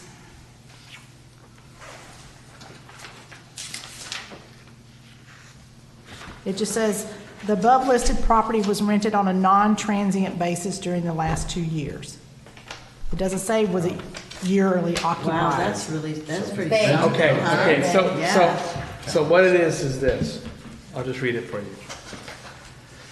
The application, in the absence of mitigating circumstances, so there's an exception that you built in, but the rule is the application should be denied where the subject property is or has been rented for periods of more than 30 consecutive days to the same occupant at any time during 2 years preceding the application. so you're saying no, then you could not rent it out for, You couldn't, yeah. You could rent it for 29 days. but then you need For to the say same- either get the somebody else in CUP there. or the new, okay. For more than 30 days. If it's more than 30 days. So you can rent it for 29 days and you're okay. But then they have to Every get out, it single has to be month. somebody. Then you have to get out and someone, yeah. If you're renting it less than 30 days, it's transient. Every month, and Right. clean it in between. So. So in the summer months, you could rent your house. I know, you know? Scott, I'm sorry. So in the summer months, you could rent your house per month, correct? For If we- 29 days, but only if you have a CUP. Only get a CUP, but I could rent it for 30 days, the month of June. And then it's not as Someone transient. else To the month of, it's transient then, correct? No, it's transient is, I think, Less than over, But if I rent it to someone for 30 days, I'm just seeing how people try to get around all Yeah. this stuff. Right. And then just, as you were saying, then you couldn't rent, if you had a house and you wanted, you couldn't rent it to a teacher for 9 months. you can. Sure. Oh, you mean before the CUP? No, you couldn't. That's kind of sad. Yeah. After the CUP, you can. Yes. Yeah, but, Well, no, if you rented it for 9 months to a teacher or somebody, and you used it 3 months or even 2, you could do that. If you're the one, if the owner uses it, you could still get a lot of rent. If you, But what Scott You was can- just saying, you rent can it. No, do it's it. not You just compli- have to get a permit. No. If you want to rent a CUP No, over but- the summer and then a teacher well, what over if the you, 9 no, months, but- just get a CUP. Okay, we got all these blue properties that are, quote, vacant because families own them. And if those families have owned them for a long time, they want to come with their kids, their grandkids, et cetera. They want to come in the summer. then if they want it from June to September, you can rent it 9 months to somebody else. You could rent it to a teacher or anybody else. But you couldn't come in and apply later for a CUP without letting it sit in. Right. Well, that's- And- but- And I think that's something that could be corrected, because I really am all for encouraging that. Yeah, in the wintertime, Right. at least rent the place out when the owners Right. are not That's- using it. that's And they're something getting I'm- zero There vacation are a lot. anyhow rentals. Clarence Hunt rents winter rentals. Yeah, People- yeah, People yeah, rent winter yeah. rentals. No, they do, but I mean, it would be nice if we had housing Yeah. for, and then what was the other thing you guys said that I was thinking about? But then the teacher has to leave in the summer. It's not that great of an idea. Well, no, I hate to tell you, it worked for at least 50 years over here. Yeah, a lot And of, it You rent leads- one to a But I teacher? guess the saturation is the thing that's just, I think is our Well, biggest there are struggle. more people living here, and the housing stock hasn't And it- grown that much. plus now, I And mean, I- the teachers get a stipend for that. So they can actually make money, rent their own place, right? And then come over here and have a place and get a stipend to have part of their rent paid over here. I mean, FYI, just saying if we're going to talk about capitalism at its best. There was something else I was thinking about. I've got it, I've got it. I'm digging. Could we, don't you think if we, maybe Scott and Amanda, this is the saturation issue, what are other cities doing? How are they defining it? I don't know. I don't know if other cities worry about saturation. I think they have picked zones where they allow them. They've put caps on them. Some cities have said it has to be owner occupied, where the owner's The in owner there and has to they're live in renting there. out their That's Manhattan bedrooms. Beach. They just I- passed that. but I have not- Pacific Beach too. I have not researched enough other cities to know if they're using saturation as a criteria. I'm not aware of saturation, I'm aware of zones. Right, I think saturation implies a cap, and we don't have one. See, I think No, when we you- don't, and when we you- Right, so I and think, when- and that's where the confusion is, if we're thinking saturation either neighborhood-wide or citywide, Implies there's a an cap. implied cap. I agree. And And we don't have one, I mean, so that might be, See, I think the market dictates why you see so many rentals in the flats or at Hamilton Cove, because that's where the people have come in vacations in the past. That's where you can walk to everything if you're in the flats. But it wasn't That's why you always- see, that's why you see less up in the hills, because people buying them are buying something like what they've stayed in, what's easy that they could rent out later, that sort of thing as well, and less out there. Hamilton Cove's the same way. In our CCNRs, we wrote it that we would always allow for vacation rentals. It's in our CCNRs, and it's part of the way we got accepted by the Coastal Commission, saying this was an exclusive private beachfront area. We were gonna open this up that people could, others could come and use it. right, and the saturation It's pretty doesn't apply It's pretty in exclusive Hamilton still. Cove. We've done our best. And so there's no implied cap. But I would just, So I it- just still will maintain that 50 years ago, there weren't as many people living here. We didn't, it wasn't like, it is, But as 50 Sandy years had ago, said, the- we can't build into the suburbs. We 50 can't- years ago, everyone left when that last steamer came, and that was it. The town rolled up. No, I remember, it was quite rolled up. I remember it quite distinctly. But I still think there is a time that you can say certain areas of town were still neighborhoods. Look at, come on, you guys, 76% of eucalyptus is a vacation rental? What is okay about that? That's It's got a desirable. strong sense of neighborhood though in the summer with They all the do. visitors. I mean, They That's the love same the eucalyptus has And giant it's the street exact same parks. I thing mean, this town used to That's have the when the same people only families came that out for come. 3 Which months is out why of the year. that and argument rolled up into one home. isn't persuasive to me, is just my experience with eucalyptus and having gone to a couple of parties there, is it's got a real strong sense of community. Well, I think But that- I Clarissa think there's a used to. saturation issue, and I think that implies a cap, which we don't have, and that cap isn't an issue. So what we're going for here is Hamilton that everybody Cove, that they have resides here year-round should move to the hills, and we should just let it go free for all. We're calling for No, I it. don't think you're listening. Well, I am kind of listening, but that's going to be the result. No. No, if that would be the result, that would have already happened. Because is we Well, don't happening. have- it's happening. I don't know what you're talking about. I mean, it is happening. It's gonna happen. Are the It's people moving out of happening. the neighborhoods to move up into the hills? Not I sell that. real estate. I'm calling BS on it. It's not true. No, I'm saying that is where we're saying, let's sacrifice the flats because that has traditionally been the place where people like to rent. And let's, if we're gonna live here, we'll live in the hills. Well, there's one little problem with that, is that most of the housing in the hills, depending on what hills, is much more expensive than it is in the flats. Well, okay, so I want a couple of points. To me, that's not a So one- persuasive argument, though, at all. I think- I guess that's, I'm just not. I'm You're not understanding where. No, I hear exactly what you're saying, but it's just, if there's a saturation, if there's a limit, we can debate that. But it looks like the physics of where people want to move and where transits want to go is at this level. Maybe we are at the saturation, and, you know, before a new one in the flats comes in, an old one's got to go out. I mean, you know what I mean? Maybe that's I'm down the with kind of that. answer. Because And then that wouldn't apply in Hamilton or in Bahia. Bahia, because that's not. As but- George said, it's basically that's. But what I'm it's thinking, Like on a list. but the neighborhood, you know, in the community field, these places have that to me. But they don't I think that's have it. part of the problem, is everyone has a slightly different idea of what constitutes a positive neighborhood. Right. And everyone has a different tolerance level of what is acceptable. I think the other thing that's difficult is, I think that if we're going to allow transient rentals, you allow them everywhere. That you don't pick a certain block or a certain zone and go, this zone is going to bear the burden of all of our vacation rentals, because we're too small to separate out one group of residents from another. That's my opinion. But if you want to put a cap, then put a cap on the whole city. We're only going to allow this percentage of our dwelling units to function as a vacation rental. But the other side of that coin is, what is our, and that's what we can get from the finance department, over the last 10 years, what has our occupancy limit been? You can only bring so many people on the boat.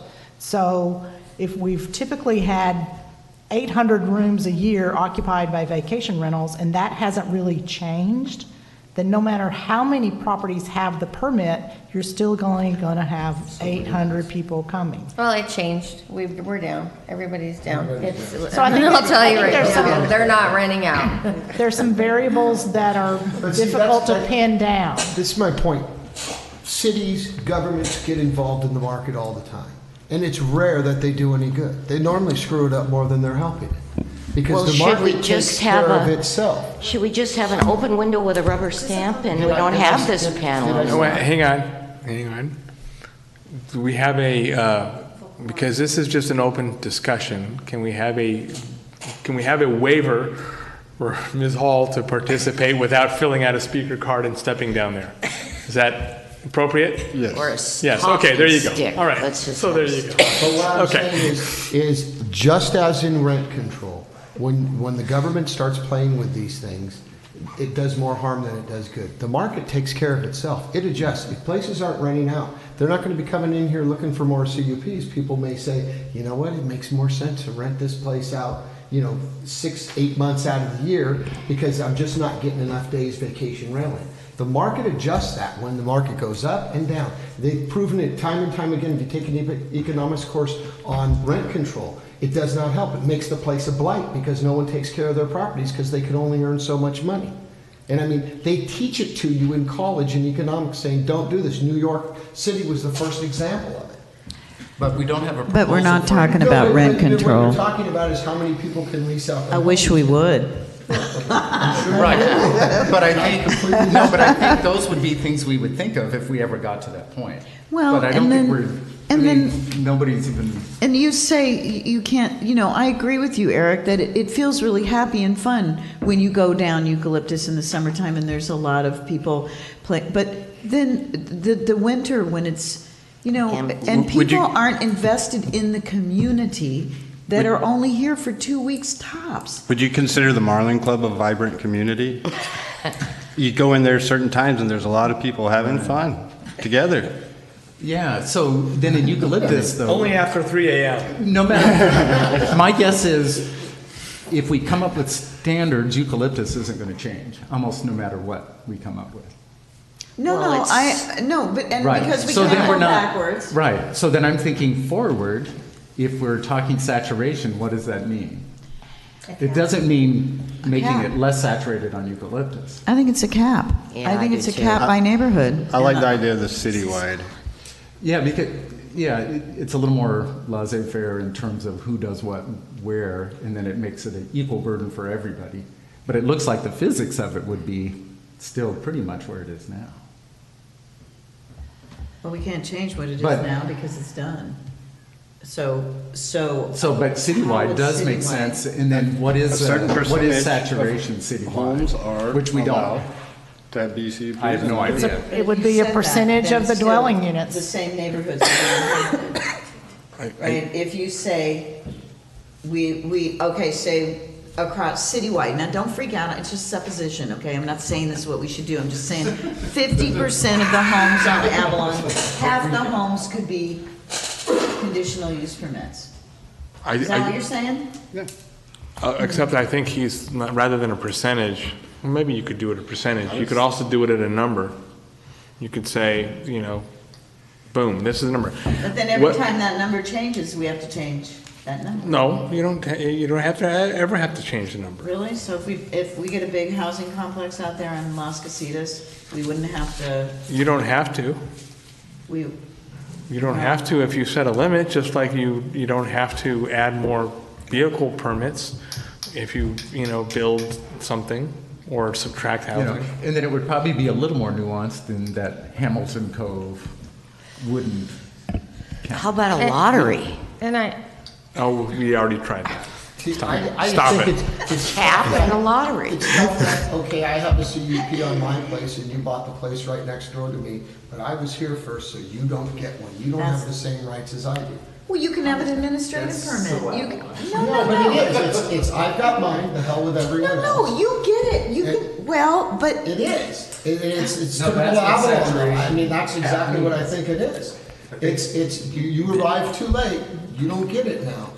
And what's it gonna do? It's gonna drive more underground like the 50, that we've never even heard about that are advertising. so once again, Same- all we're looking at here There's only is five. those that can and those that cannot.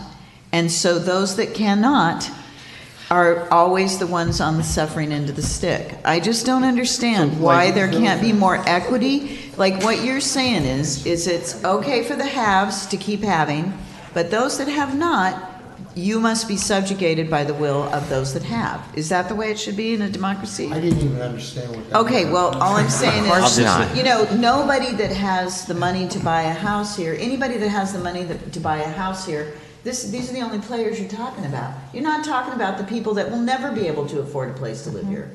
We're not even thinking about those But people. is that gonna change? Is this gonna change that, the people that Well, can never it afford to could. buy a house? It here? could. So are you saying hopefully the property values drop enough that someone making $15 an hour could buy a home? It here? always happens. Because It there's always people here happens. that have lived their whole lives and they end up selling their homes. This is their retirement. They sell their homes and they move elsewhere. Mm-hmm. So do you want that to be worth less to them? They've lived Well, their whole but life that's, to as you afford- say, market standards, it's boom or bust. And we have cycles, property values go up, property values go down, 2008. I mean. My it's great just granddad what had happens. slaves. Does that mean, hey, he had them? Does that I get to have them too? I mean, it's just because somebody has something in the past. When you make a decision that doesn't work anymore, I think it's going one to of- change. I think one of the challenges that we face is that our community we're basically living over the store. Our community is a beachside community. It's a valuable vacation community, and we don't have those, like Hermosa Beach has got part of Hermosa Beach and it's blocks off the beach, and so the property values start to go down. We don't have that.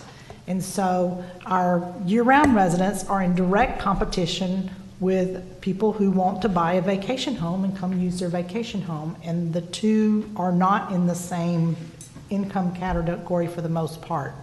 I don't know how to fix that, because the character of Avalon hopefully is going to remain a robust visitor economy. if we're lucky enough to build some housing here at Las Casitas or up the canyon, then that housing's not going to be competing with our vacation home buyers.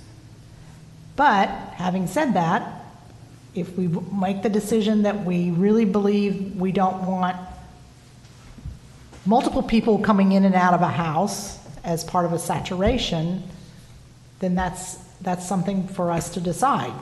Because if it's someone buys a vacation home and they want to use it themselves, they're probably not that many of them that are here 12 months out of the year as their vacation home. They're using it sporadically, their family's using it, and you don't see different faces in the house every week. So just saying, so Balboa Peninsula, all right? Let's look at that. Those homes are all billions of dollars, right? And rarely can someone afford to live in some little niche of some little part of one, like the guest cottage on somebody's land. But you need a workforce. You need people to work in the shops down on Balboa Boulevard. You need down there on Main Street. You need to have people come and work there because there's hotels on the beach, etc. Well, they can just go to Costa Mesa. But we can't do that here. So my worry is we're pricing ourselves out of a workforce. And how does that work?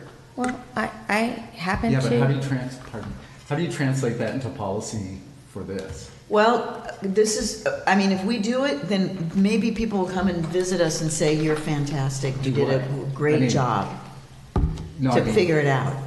No, I feel housing is, to get employees, good employees, it's really hard because when you're in a business because of the housing. Yes. However, I feel that we lost it because we allowed, and we can't go backwards, but we can go forward. We allowed quite a few big developments in this town, and we did not make them create housing, which is in the code. We let bank, transfer, all that. You can bank your housing. So if you have credits and stuff, so you transfer. I see. Oh, that part of it, yeah. You transfer employees from one establishment to another, and then you create a new company. And I feel that really was detrimental to this community. I really do. The only one that put in any housing that I know of was Hamilton Code. We put in Hamilton Code and Hotel We Metropole. put in Tremont. I We put mean- in public campground. We bought the town of fire. Well, and that was truck also, we that can't money even was get more out there. available statewide. And- Now it got, and- that flow got cut to be able to build affordable We had to housing. purchase 2 apartment buildings before we broke ground. That was in the municipal code. This, now what we're doing is we're trying to put the burden on our property owners in this town to create housing fast, which we need housing. I'm not ignorant to that fact. It is the saddest thing to see when people are looking for housing every day on the internet. It's horrible. But Museum, Trailhead, and Vons, and I'm going to say it, didn't have to create any housing for their employees or parking. I mean, they could still be on the hook for it. Well, they should be. And wait, who? Vaughn's, I know. What was the other two? you said? Museum and the In the Trailhead. Trailhead. I guess. The museum. What do you mean was you it? guess? Well, no, I know, but I'm just saying. You're here trying to help. No, and this no. is a problem. But what I'm saying, have you ever asked how many employees they have at the museum? I mean, Vaughn's for shizzle. Again, on all those 3, the municipal code didn't require it. And I'm so saying, yes. it's a matter I'm of saying it's changing our the fault and municipal changing. code. It's volunteer. No, it's not. Well, I can, should we name them off? They've got more than 9 employees. I don't, What if we well, I'll take ask Julie. the list of, what is it that we have to approve, the conditions? Yes. And we look those over, and we get the number of days that are actually people are staying in these things, and we come back and try to finish this thing up at the next meeting. Why are you so down? Right? Well, because honestly, Paula, I really feel that I understand the concerns, because those are, I have those concerns on a daily with employees and, you know, losing employees because there's no housing. People on our list for apartments, for housing. It's horrible, you know? But Why couldn't both be done? But I honestly, I'm just torn because I don't feel like these people are gonna rent to year-round renters. Well, That's and- why I wanna know how many days, that is for me, why I wanna know how many days a year Okay. that they're I want to renting. know the same information. So. That's going to take forever. No, Rocio and I are going to work every night till midnight. So it sounds like our marching orders for staff is, we're going to bring back the number of days over the past year that various properties were rented. Your homework is you're going to go take your conditions of approval home and read through them and see if there's any things you think we would tweak, with the idea that these same conditions could also be applied to the administrative permits going forward. Could you do just a little, just to see if anybody's dealing with saturation? Yes, we can do that research too. That would be really. That's a good idea, too. I think I mean, if somebody might be doing Okay. something. I will send out an email to we now represent 52 cities. Nice. As city attorney. So, including vacation areas like Big Bear, Lake Arrowhead area, Indian Wells, and all the beach community, Malibu and stuff. So I will send out the email to get examples of what some of our cities have done, and then I'll spend. Don't you do Carmel? Do you guys do Carmel? Because I just can't We imagine. have an application pending for Carmel. Because I just can't So imagine. hopefully in a they month have I'll be as saying teeny yes. as they are, and it's like, really, you know, so. Do you want to? We can ask Carmel. Do you want We can ask to, do you want to restrict it to the more vacation-prone communities, or Well, no? I mean, I think you're right. I think it should be. Places like Carmel, and Okay. places like. Maybe we don't care what Riverside's doing. Do you know what the answer Don't say that on the record. People from my office are watching. We may not be as concerned about how I Riverside. believe Laguna Beach just recently terminated all their No, I get it, but I bet you. I'll look, because we also represent Palm Springs. Okay. So Okay. we've got a lot of vacation communities. Well, But can you look into that? And I think Laguna Beach? Laguna Beach just like got rid of all their no more CUPs and vacation rentals. And can you find out like why and, you know? well, that's. Yeah, that's easy enough. Okay. I get it. No, I get it. I totally know that. I've heard that all. Okay, so is there anything else you want from us before next month? No. Anybody else have any? Okay, you guys. Okay. Travel, okay, do you, I couldn't respond to your text because I couldn't, I don't know why, I didn't know what to say. Anyway, but we gotta get on this, we gotta I talk tell you who about. I think we ought to bring with us is the guy from the city that does the parking. He just presented who's the gentleman that does the traffic studies and all Bob that? Greenlaw. You mean but he hires somebody to do it too. Is he The here gentleman on? is here who did the traffic studies. That was Michael Baker, I believe. One of my, But that's, just come in? we have to pay him.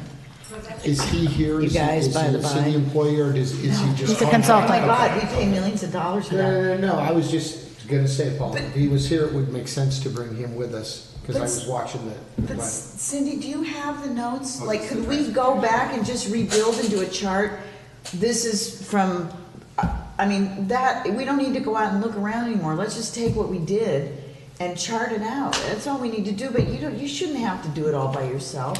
And now there was a time I could have rebuilt it in my head, but not now. I'm confused on what you're, So we were an ad hoc traffic committee. We Oh, were okay. Looking at traffic, parking, yeah, whatever, traffic. Is that, All right. could we do that? Okay. I want to help you, but We'll do it together. all right. okay. Okay. I think we have our marching orders. Thank you all very, very All right. much. Any- Thank you very, very much, and any- thank you, Rocio, very, very much. Any commissioner business? Oh, Any commissioner business? monkey. Nope. Okay. Good night, Tony. Good night, Tony. Tony. Meeting is adjourned.